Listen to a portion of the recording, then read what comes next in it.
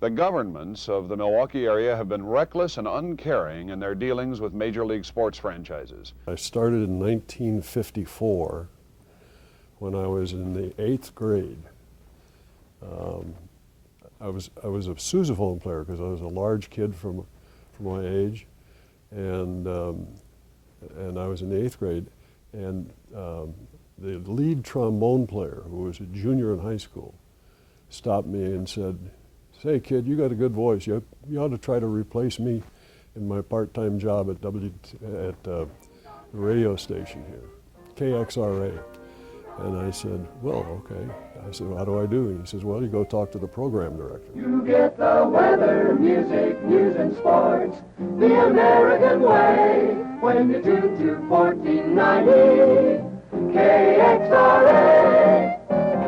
I went in for the audition, and they gave me some things that were pretty standard to read, some newscasts, that kind of thing. And then they gave me a commercial to read without the chance to look it over. And the one thing I remember about it is it was a commercial dealing with a disease that chicken get called coccidiosis. And I hit that word and nailed it, got it done. And I looked up and smiled, and they hired me.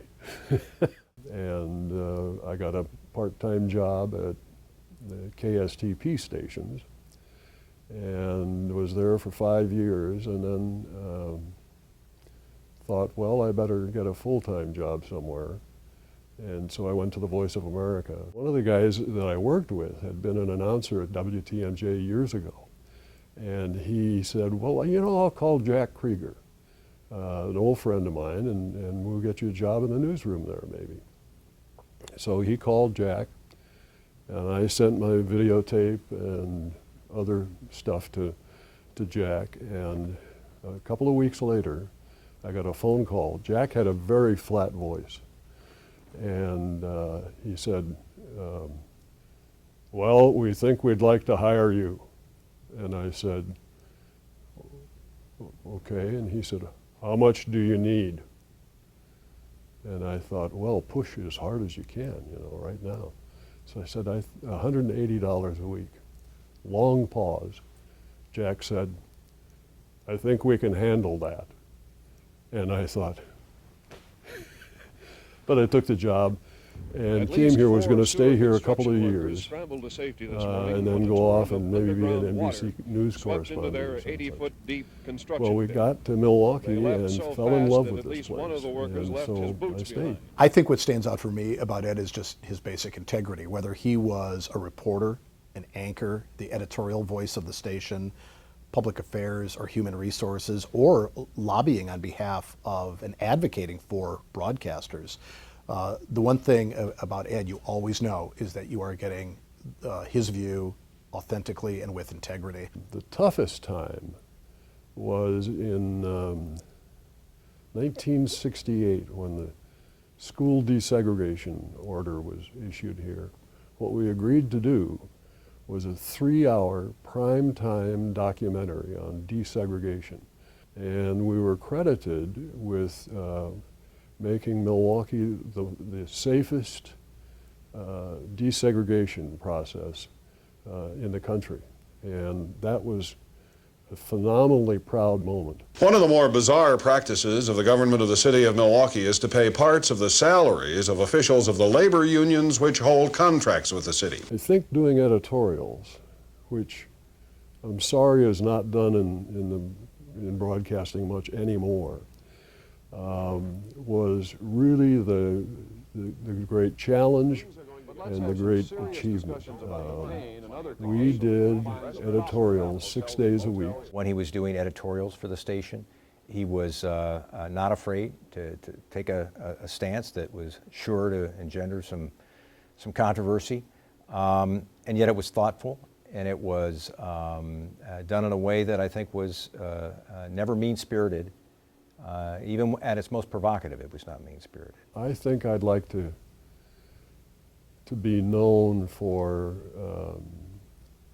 integrity in the editorial process, in the journalistic process, not necessarily the same thing, incidentally, and for producing documentaries that meant some things to people. I think he taught me a fair amount about class, about knowing your role, and not being too big for whatever you do in your profession.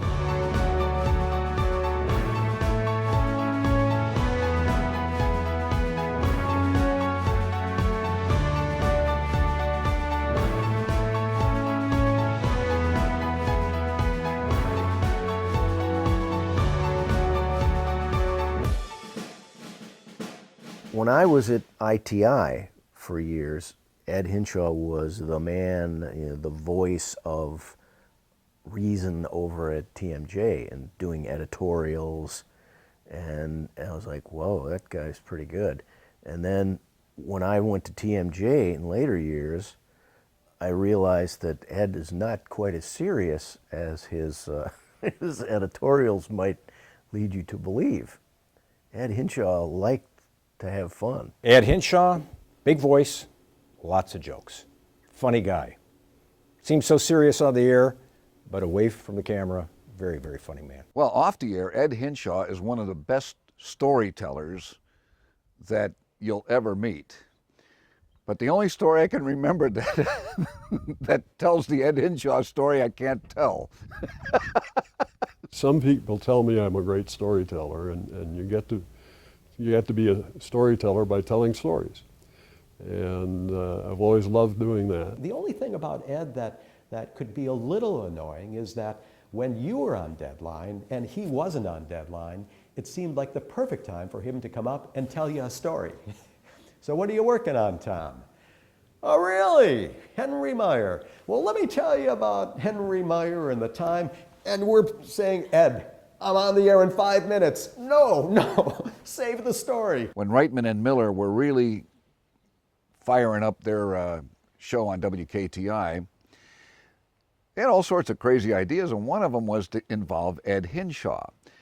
But they didn't name him by name. Everybody knew who it was. He was Coach Ed, and I believe the coach factor was that he was a diction coach or some such thing, like a professor. Fresh with a Jerry Ford kind of a glow about you. I understand you saw the former president last night? That's correct. Ed would join us every Friday morning at an appointed hour and do a reading of whatever hit song was popular that particular week. His signature tune was Billie Jean by Michael Jackson, and he nailed it to the point where we took the act out of the studio and put it on the road. Ed would come to personal appearances with us.